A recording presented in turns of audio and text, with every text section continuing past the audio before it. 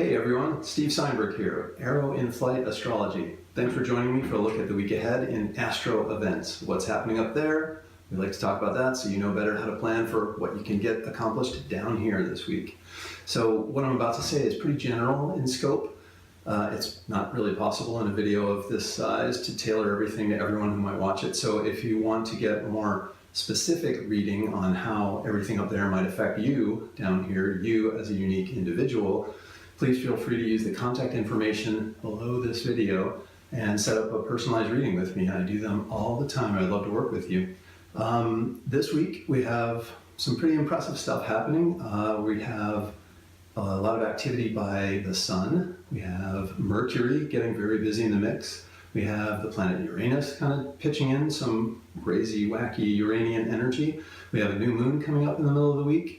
And we have a once-a-year event, the big summer solstice. So that's pretty exciting. So let's get specific here. Today, Monday the 19th, we have the sun forming a square relationship with the planetoid we call Chiron. We talked about this a little bit last week. Chiron's been a little bit busy. The sun is our vitality. Chiron has to do with health and wounds. Chiron was named for a character in mythology called the Wounded Healer. So you got health and your vitality. That can be a great thing. They're joined this week by a square relationship, though. And the square is usually thought to be a little bit friction heavy. It can be a little problematic. It can be not user-friendly when squares happen. The energies of the planets are integrating. They're trying to integrate, and it can be a really powerful connection.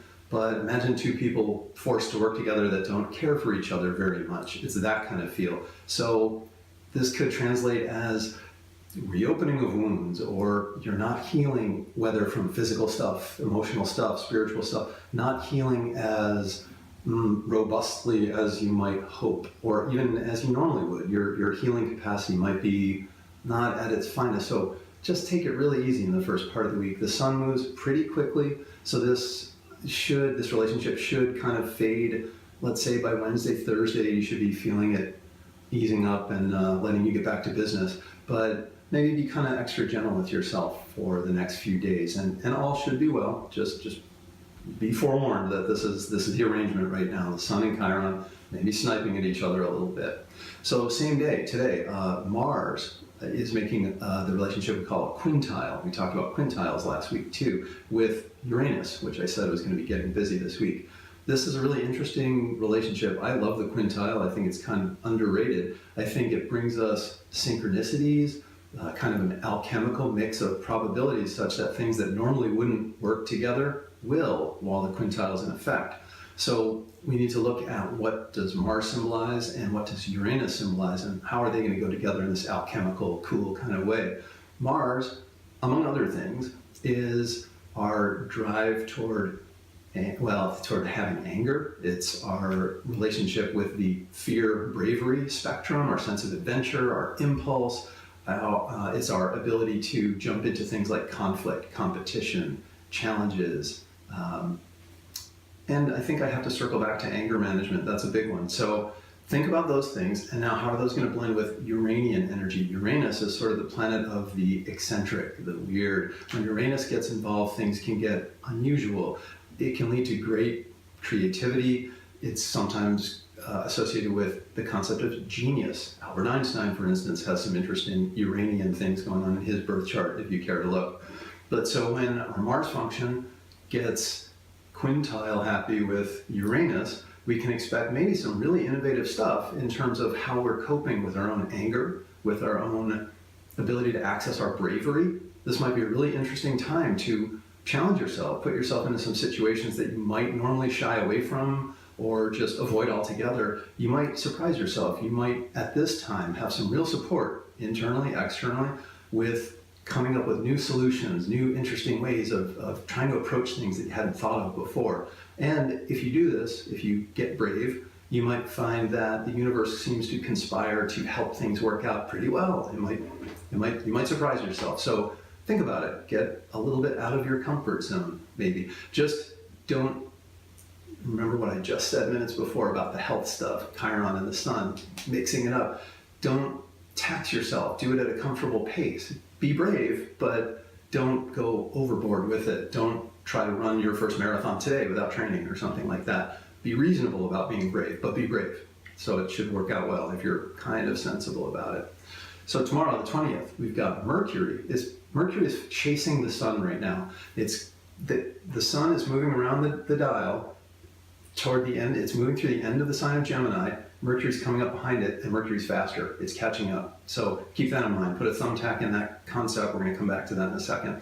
But the sun will be moving through its square with Chiron. Mercury joins that party tomorrow. So that means your communication function, Mercury, your left brain, logical, rational, linear kind of worldview, that's all Mercury business. Also coming into this sort of at odds relationship, the square with Chiron. So last week, there was a different relationship between the two, and I had been kind of advising, give voice to your pain, name your malady, that kind of thing. That might be a pathway toward healing. This week, I would say maybe the opposite. Maybe not so much suffer in silence, but try to not burden everyone around you with tales of woe, and just deal with stuff maybe on the internal level for a day or two. Mercury's even faster than the sun, so it will be leaving this square relationship with Chiron soon enough. But you maybe want to focus on other things. Try to not, law of attraction says whatever you focus on, you attract toward you, you magnetize toward you. Maybe don't focus on the bad for a minute or two. Last week, that might have helped you out a little bit in an odd way. This week, not so much. So just try to cope, maybe in silence, be the strong silent type for a day or two, and you'll get through it. Just distract yourself with other things. There's plenty of stuff to talk about here that you can focus on. So just keep that in mind, that Chiron, your health, I don't want to say you're at risk or that you're going to make yourself ill or wounded necessarily. Just your powers of recuperation and such might not be at their finest for a couple of days. So keep that in mind with whatever you're doing. Just pace yourself and be sensible. Same day, the 20th, Mercury is also making a sextile relationship with Uranus, the planet we just discussed, the planet of the weird and the wacky. Sextile relationship. The two planets kind of like each other in this relationship. Their energies are trying to integrate, and not only are they sort of helping each other out in doing that, but they excite each other. They actually egg each other on to new heights. So here we have your communication function symbolized again by Mercury.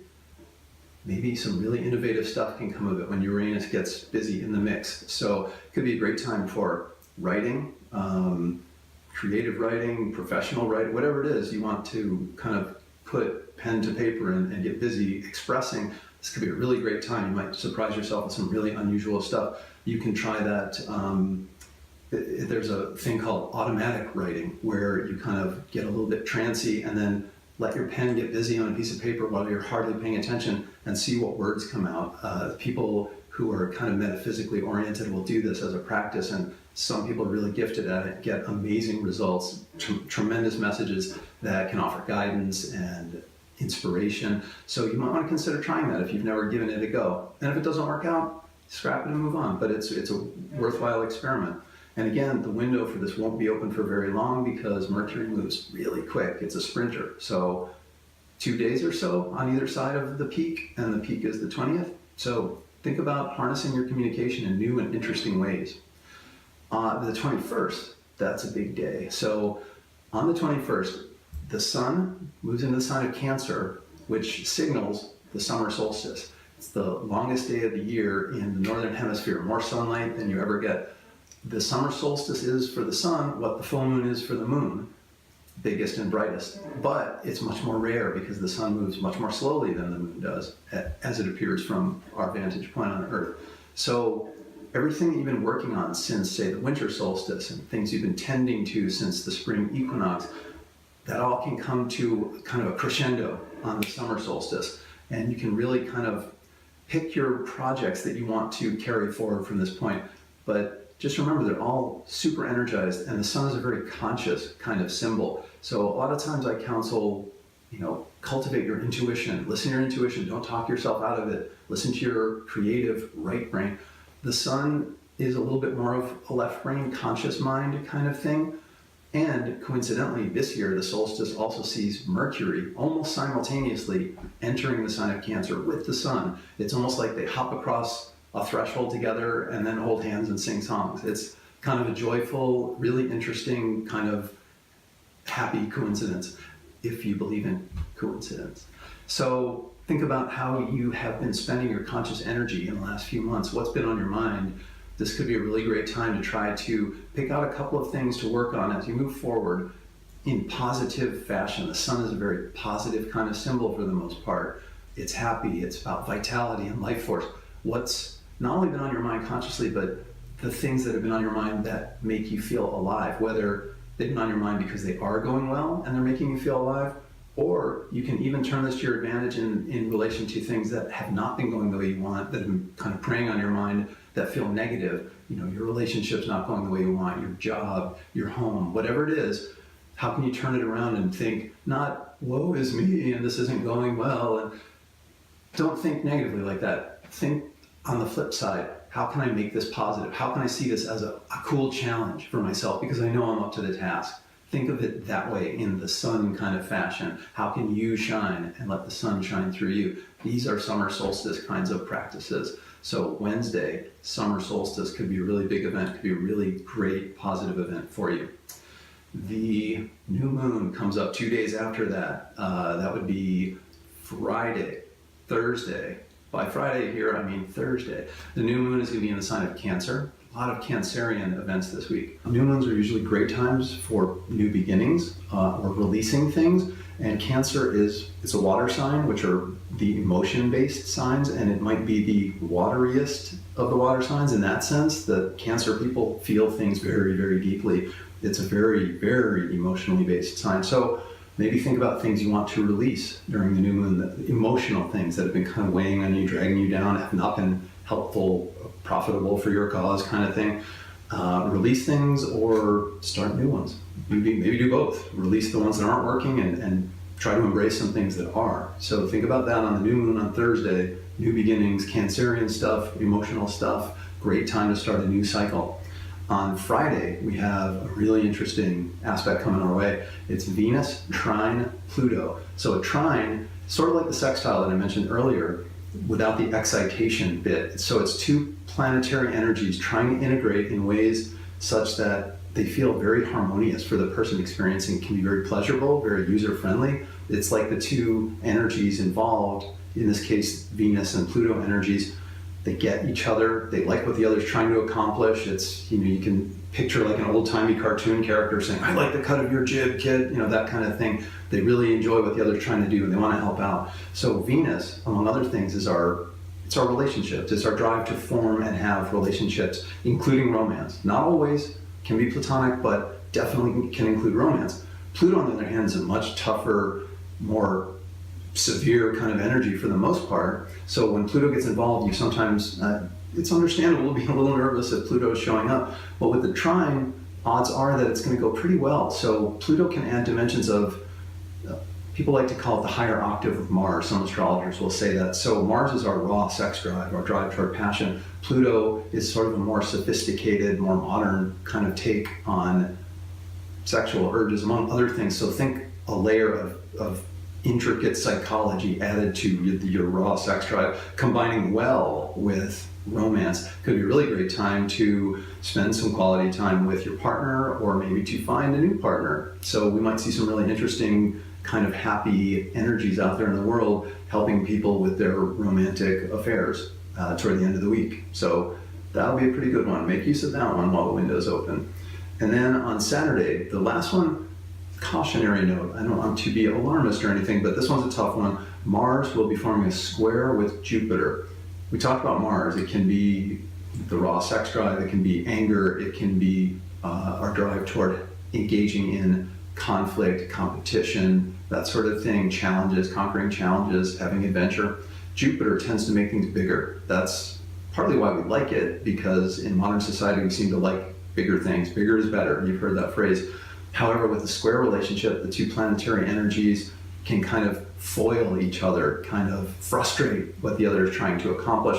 So we've had a pretty rough year of it in terms of acts of violence out there, terrorism, things like that. So again, I don't want to sound too alarmist, but when Mars, which can include violence and anger, things like that, is made bigger by Jupiter, What if our anger is bigger? Not just yours, but everyone around you, the world, nations, not just humans and individuals, but nations, entities, governments. Everybody's anger, everybody's urge toward fight or flight, everybody's urge toward staking out their territory. These are all martial concepts. What if they're all made bigger in ways that don't work to anyone's advantage? So be really careful toward the end of the week about expressing your anger, dealing with your fear. Try to do it in healthy, measured ways. Maybe really think before you speak, and especially before you act. Make allowances for other people. Assume that that person who cut you off in traffic maybe didn't mean it, and you can let it go without causing an incident, because these things might tend to mushroom up into bigger consequences than they really deserve at this time. Mars is not as fast moving as Mercury and the Moon, so let's give this one a couple days, maybe toward the end of next week, before we feel we're safely out of the water, and try not to dwell on the harsh things you might see in the news. Hopefully we won't see too many harsh things in the news toward the end of the week.